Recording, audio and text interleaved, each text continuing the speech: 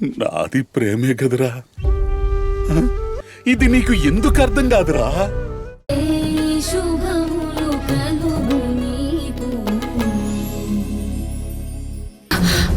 అక్క, ఇది జరుగుతుందంటావా?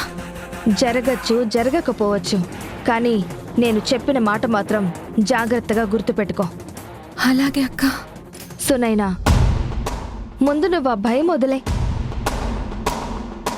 నువ్వు చెప్పిందంతా విన్న తర్వాత భయం లేకుండా ఎలా ఉంటుందక్క?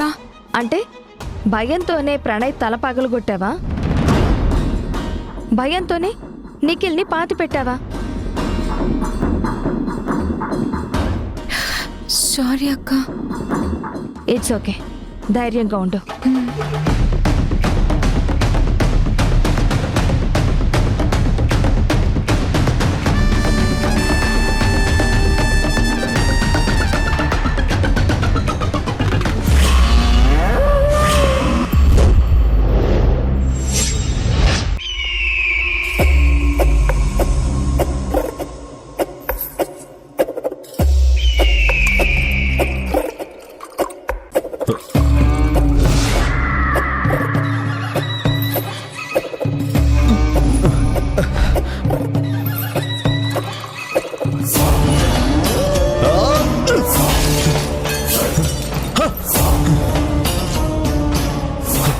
తాగడానికి మందు లేదు, చేతిలో డబ్బు లేదు, నేను అనుకున్నది జరగలేదు, నా చేతికి నువ్వు అందట్లేదు.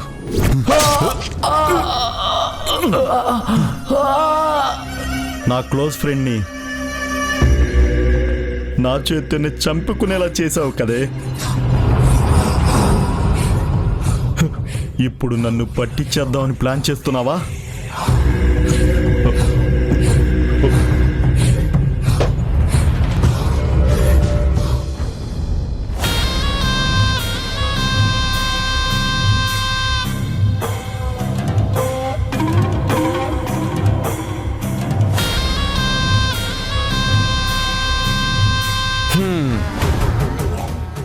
ఏం చేసేనా ఆ కృష్ణమ్మని దెబ్బ కొట్టాలరా. అబ్బా, తాజాగా జరిగిన ఎంగేజ్మెంట్ గురించి ఆలోచించకుండా నీ మాజీ భార్య గురించి ఆలోచిస్తావేంటి నాన్న?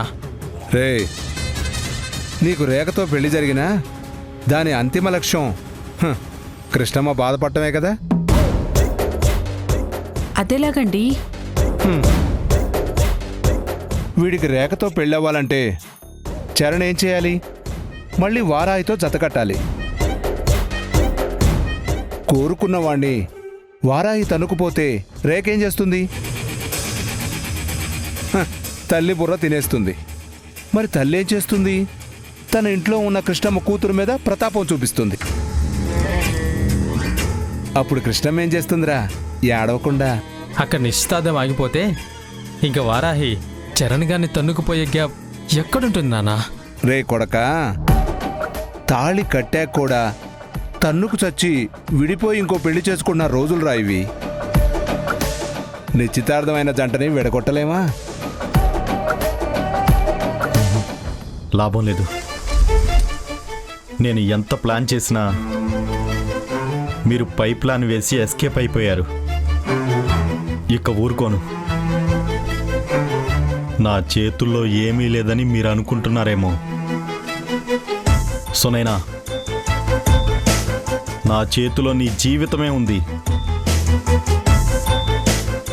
దాన్ని నాశనం చేస్తాను, నాశనం చేస్తాను.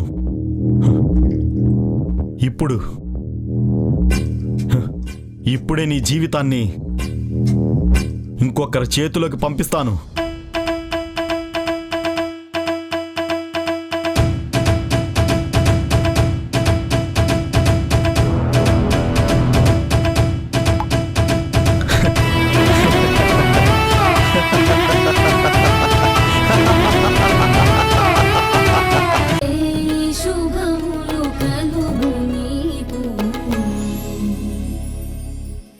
ఏం ఆలోచిస్తున్నావు వారాహి? ఏం లేదు. ఇంత స్వీట్ మెమరీ మన ఇద్దరికి మిగిల్చిన ఈ ప్లేస్ని నేను కొనేద్దామని డిసైడ్ అయిపోయాను వారాహి.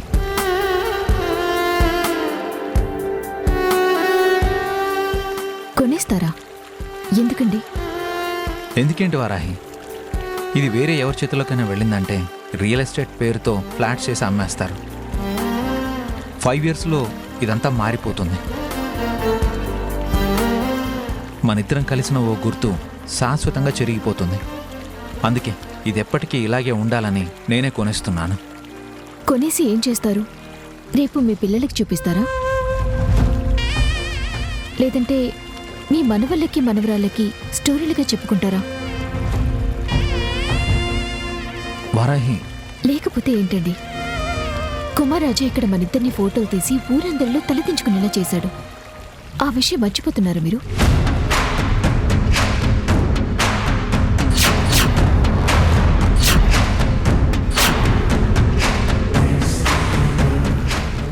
ఒక విషయానికి ఎప్పుడు బొమ్మ బొరుసు రెండూ ఉంటాయి వారాహి. మంచి వెనకే చెడు కూడా ఉంటుంది. మనం మంచినే గుర్తు చేసుకుంటే జీవితం ఎప్పుడు ఆనందమయం అవుతుంది. అదే చెడుని చూస్తే ఎప్పుడు మనం ఎందుకు బతుకున్నామా అనిపిస్తుంది. Always be positive Varahi.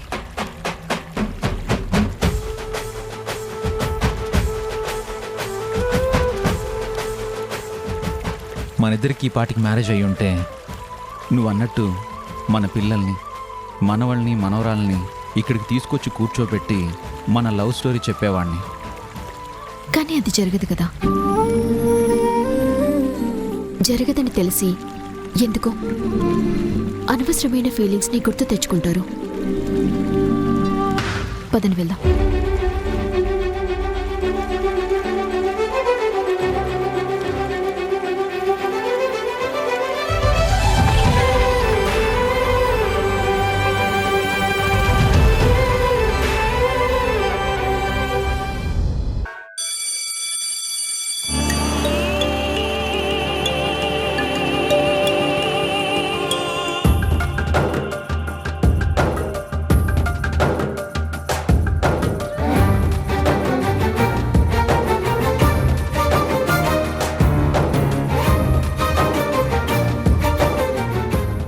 Sir, మీరేంటి వారాహి బండి మీద వచ్చారు?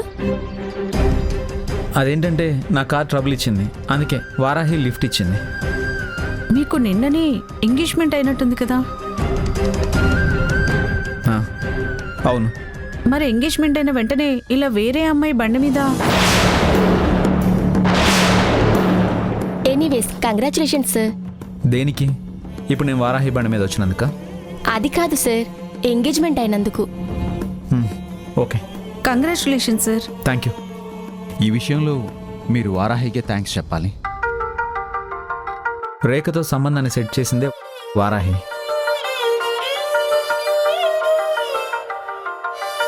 అవును వారాహి, నిజంగా నిన్ను అప్రిషియేట్ చేయాలి. మనసులో ఏమున్నా లోపలే దాచుకొని మన సార్కి సంబంధం సెట్ చేశాం. మనసులో ఏమన్నా అంటే నా మనసులో ఏముంది? అది మీ కుటుంబానికి అరుంధతి గారి కుటుంబానికి మధ్య అంతంత గొడవలున్నా అవేమీ మనసులో పెట్టుకోకుండా రేఖకి సార్కి పెళ్లి కుదిర్చావు అంటున్నాం. నీ మనసులో ఎంత బాధ ఉందో మాకు తెలుసు. ఒక ఆడపిల్లగా అంత భారాన్ని మోయడం చాలా కష్టమే. సరే, మేము క్లాస్కి వెళ్తాము.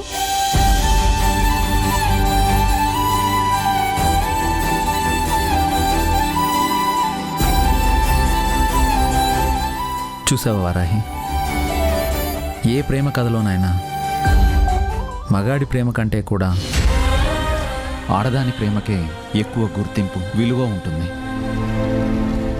ఇప్పుడు కూడా నీ త్యాగానికి ఎక్కువ సింపతి చూపిస్తున్నారు, నీ మంచితనాన్ని గుర్తిస్తున్నారు. నా ప్రేమ మాత్రం వెనకబడిపోయింది.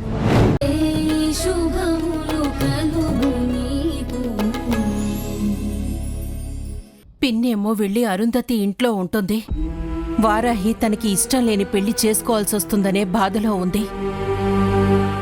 మీరు కూడా సరిగ్గా మాటామంతి లేకుండా ఉంటున్నారు. ఇంట్లో పేరుకే ఇందరం ఉన్నాం కానీ ఒంటరిగా ఉంటున్నామనిపించేలా ప్రవర్తిస్తున్నారు. చెప్పండి, ఏం పని మీద వెళ్తున్నారు?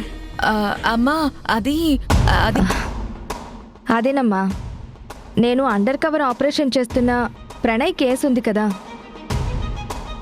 దాని గురించి కొంచెం గట్టిగా వర్క్ చేస్తున్నాను. ఆ విషయంలోనే సునైనా హెల్ప్ తీసుకుంటున్నాను. ఏంటి, సునైనా హెల్పా? ఇంత భయస్తురాలి హెల్పా? సరిపోయింది. సరే సరే, వెళ్ళిరండి. కానీ ఏ తప్పు జరగకుండా చూసుకోండి, తెలుసుగా? తెలుసమ్మా, తప్పు చేస్తే శిక్షకి సిద్ధంగా ఉండాలి.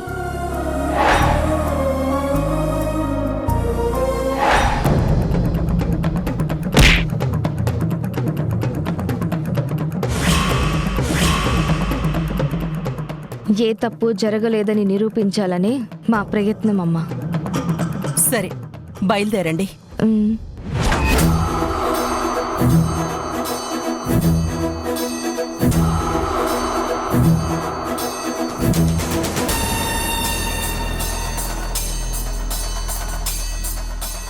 అరుంధతి,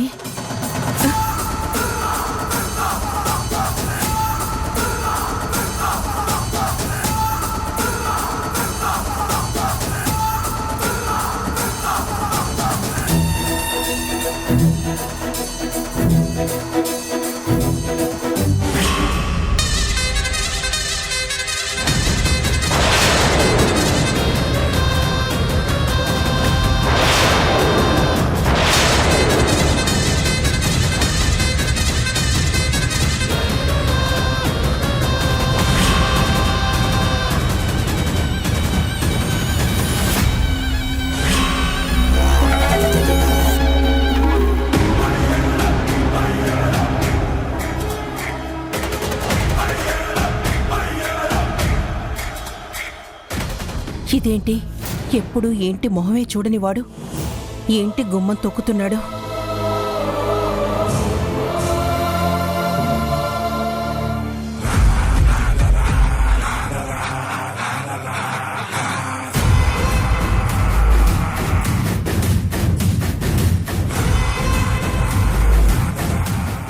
ఏంటి అయోమయంగా చూస్తున్నావు? పెళ్ళాం బిడ్డల్ని గాలి కొదిలేసిన మనిషి ఇన్నేళ్ల తర్వాత ఇలా వచ్చాడేంటా అని.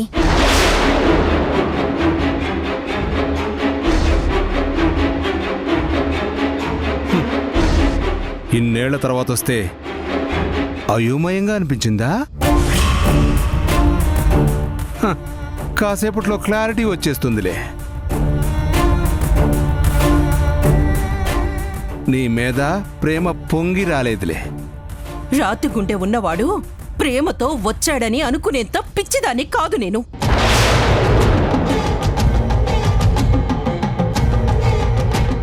అరుంధతి, విలువలేని మనిషిని వెంట పెట్టుకొని తిరిగితే నీ విలువ కూడా నేలన పడిపోతుంది. ఆ విషయం తెలుసుకో. శేఖర్ వచ్చింది నా విలువ తగ్గించడానికి కాదు, మీరంత విలువలేని మనుషులో సాక్ష్యాలతో నిరూపించడానికి. అరుంధతి, అరుంధతి, అరుంధతి, అరుంధతి.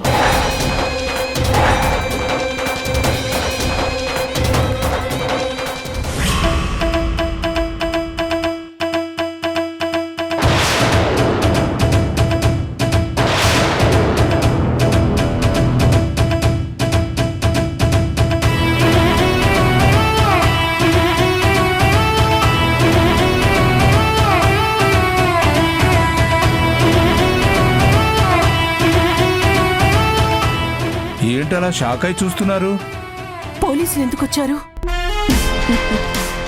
నీ కూతురు ఎంతో పగడ్బందీగా ప్లాన్ చేసి మర్డర్ చేసింది కదా.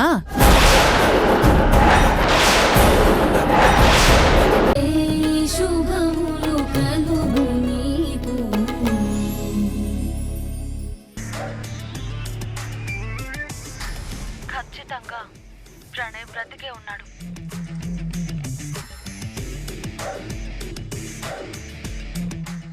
Okay madam, thank you.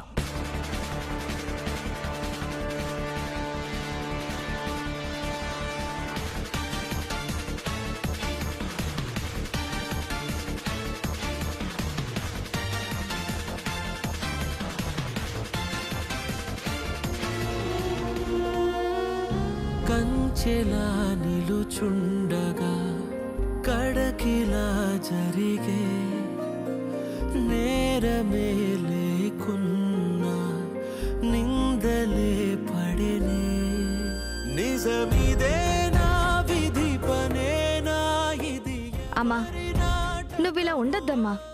Sunaina ఏ తప్పు చెయ్యలేదు. తప్పు చేయకుండా పోలీసులు ఎందుకు తీసుకెళ్తారే? ఒక్కోసారి సాక్షుల్ని కూడా ఇంటరోగేట్ చేస్తారు. సునైనా జరిగిన దానికి సాక్ష్యం మాత్రమే. కళ్యాణి, సునైనా నేరం చేసింది అన్నట్టుగా వీడియో డీటెయిల్డ్గా చూపించారు కదా.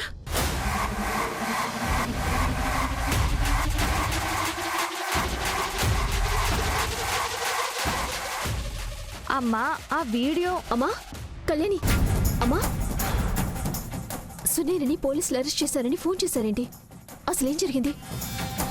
నేరం చేసిందని చెప్పి తీసుకెళ్లారమ్మా. అది నిజం కాదమ్మా. ఆ వీడియోలో సగమే ఉంది, మిగతా సగమే అసలు నిజం. అంటే వీడియో ఏంటి?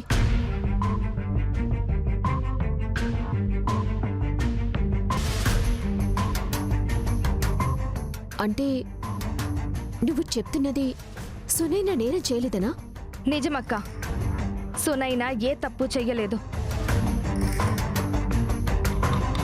ఆ ప్రణయ్ గాడు నిజంగా చావలేదు. వాడు బ్రతికే ఉన్నాడు.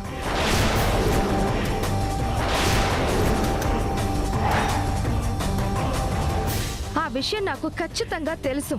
అందుకే నేను సునైనాకి సపోర్ట్గా నిలబడ్డాను. మరి ప్రణయ్ బతికే ఉన్నాడని పోలీసులకు చెప్పేస్తే సరిపోతుంది కదా.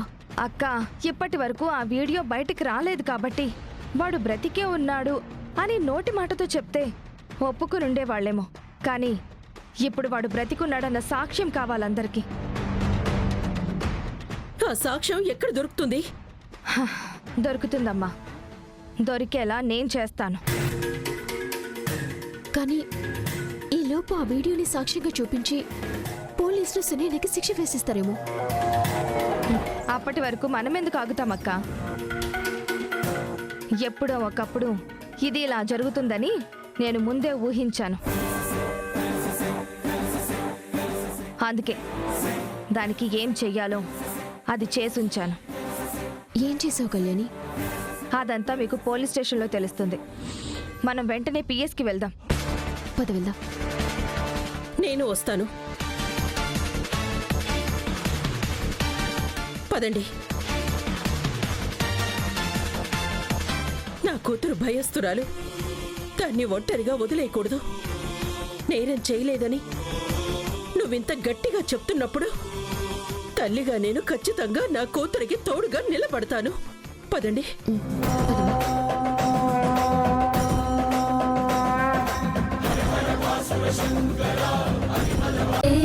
శుభములు కలుగు నీకు.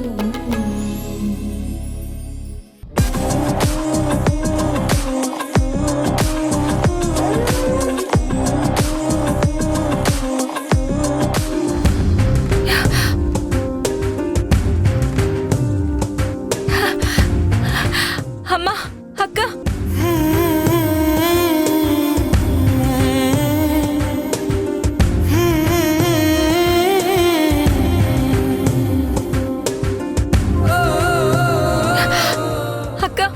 మేడం, ఎస్ఐ గారు ఎక్కడున్నారు? ఆయన రూమ్లో ఉన్నారు. అసలు ప్రణయ్ గారు బ్రతికుండడం ఏంటి? వీడియోలో చాలా క్లియర్గా ఆ అమ్మాయి వాడిని చంపేసినట్టుగా ఉంది. కానీ ఏకంగా అనూష మేడం నాటి గ్రేట్ ఆఫీసరే వాడు బ్రతుకున్నాడని చెప్తున్నారు. ఆ విషయం ఆఫ్టర్ ఆల్ ఓ సివిలియన్కి, అది నేరం చేసిందని మనం అరెస్ట్ చేసిన ఆ అమ్మాయికి తెలుసు, మనకి మాత్రం తెలియదు. సార్, కృష్ణమ్మ కూతుళ్లతో పాటు వచ్చింది. అక్క, అక్క, నేను అంతా నువ్వు చెప్పినట్టే చేశాను. ఎస్ఐ గారు అనూష గారికి చేశారు. గుడ్. నువ్వు ఇలాగే ధైర్యంగా ఉంటే మనం ఖచ్చితంగా ఆ ప్రణయ్ గారిని బయట పెట్టొచ్చు. నువ్వు ధైర్యంగా నిలబడినందుకు మెచ్చుకోవాలో ఈ నేరంలో కూరుకుపోయినందుకు బాధపడాలో అర్థం కావడం లేదమ్మా. అమ్మా, కళ్యాణి చెప్పిన దాని ప్రకారం చేస్తే సునైన ఖచ్చితంగా ఈ నేరం నుంచి తప్పించుకుంటుంది.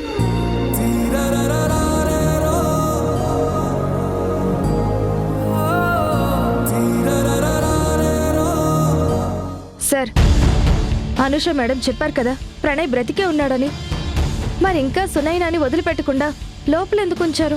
మేడం చెప్పారు, కానీ మీ చెల్లి ప్రణయ్ని చంపింది అనడానికి సాక్ష్యం ఉంది, కానీ వాడు బ్రతికే ఉన్నాడు అనడానికి సాక్ష్యం లేదు.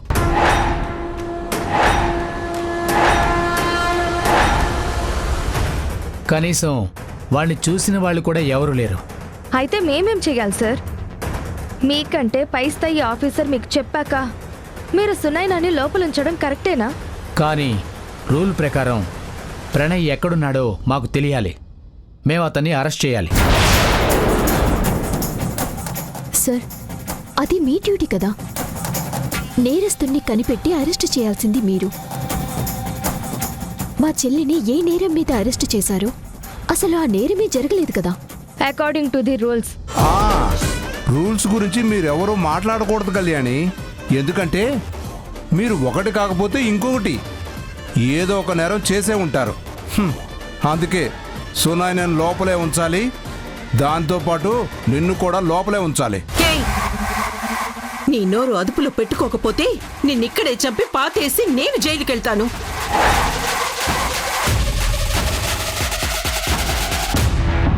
చూడమ్మా, మీరు పోలీస్ స్టేషన్లో నిలబడి ఇలా ఓ వ్యక్తిని బెదిరించకూడదు.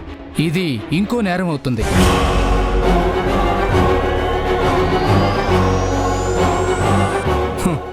ఎస్ఐ గారు, వీళ్ళు ఇలా నేరాలు చేస్తూనే ఉంటారు.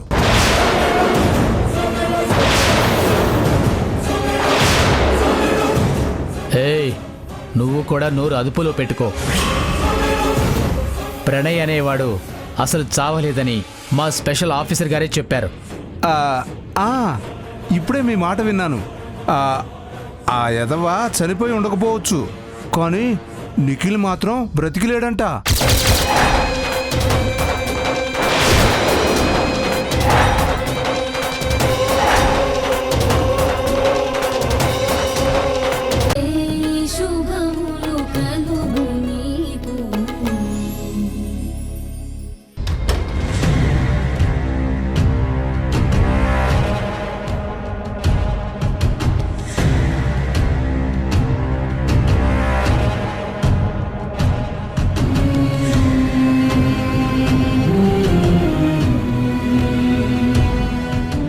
సునైనా,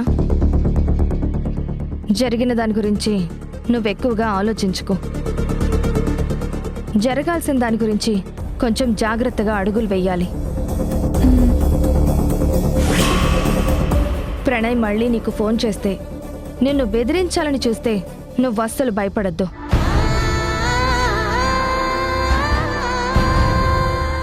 ధైర్యంగా సమాధానం చెప్పు. వాడేదన్నా చేస్తే అప్పుడు మనం వాడి సంగతి చూద్దాం. వాడిని చెప్పుతో కొట్టినట్టు చేద్దాం. సరే అక్క. వెళ్ళు, ధైర్యంగా ఉండు. కళ్యాణి,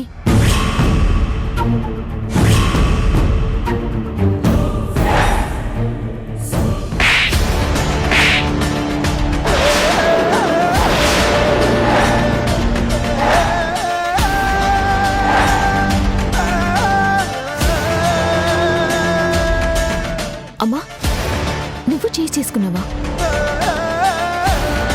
ఎందుకమ్మా? ఏ వారాహి, నీకు తెలియలేదా? కళ్యాణి చేసిన పని అర్థం కాలేదా?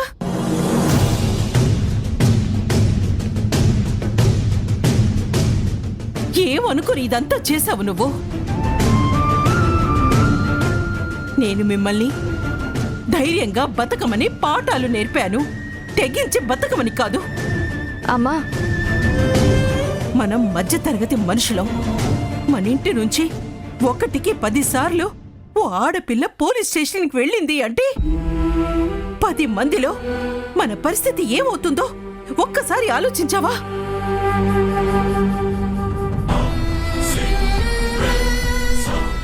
పోలీసులు ఇంటికి రావడం, మనం శవం కోసం తవ్వించటానికి వెళ్ళటం, ఇదంతా మన కుటుంబాన్ని ఎటు తీసుకెళ్తుందో అర్థమవుతుందా?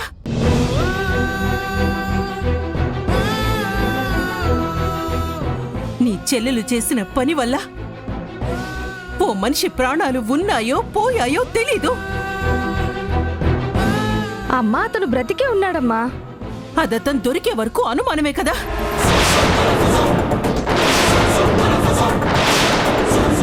ఆ మనిషి దొరక్కపోతే పోలీసులు పిలిచిన ప్రతిసారి సునైనా పోలీస్ స్టేషన్కి వెళ్ళాలి కదా.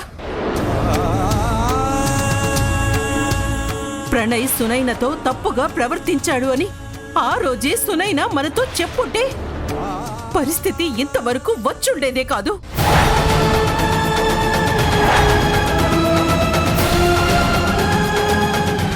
ఆ తర్వాతైనా సునైనా ఇలాంటి పరిస్థితిలో ఉంది అని నువ్వైనా మాకు చెప్పుంటే కనీసం మనందరం కలిసి ఆలోచించి ఆ ఆపద నుండి బయటపడేలా ఆలోచించే వాళ్ళమేమో.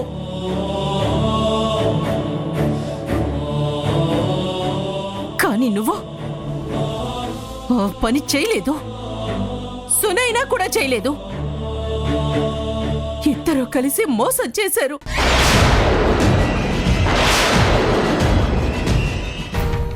ఈ అమ్మని మోసం చేశారు. అమ్మా లేదమ్మా. అమ్మా